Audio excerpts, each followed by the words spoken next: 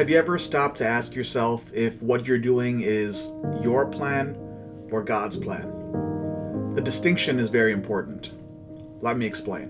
In 1 Samuel chapter 15, verse 22, it reads, "And Samuel said, Has the Lord as great delight in burnt offerings and sacrifices as in obeying the voice of the Lord?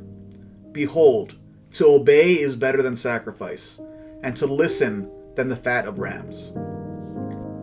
In this portion of scripture, King Saul had decided to do something that was against the will of God.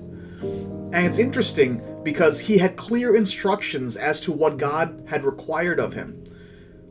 But he got caught up in the moment and decided to go with his own plan.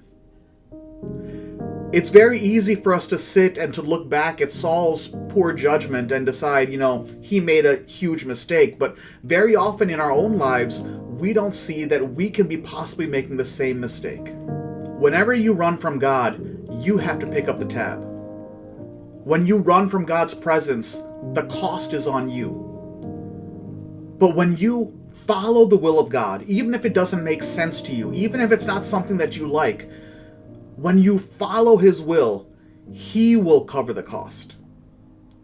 For example, if you were to go on a company trip, and the company told you to go to this place, they will likely cover the cost for you to go where they told you to go. But if you decide to take a side trip, that's on your own, that's on you. You have to pay that cost. In this verse, Samuel is telling Saul, obedience is better than sacrifice. To walk in the way of the Lord is better than going through motions that we think might please God. Our prayer focus for today is this: God, give me a heart to do your will.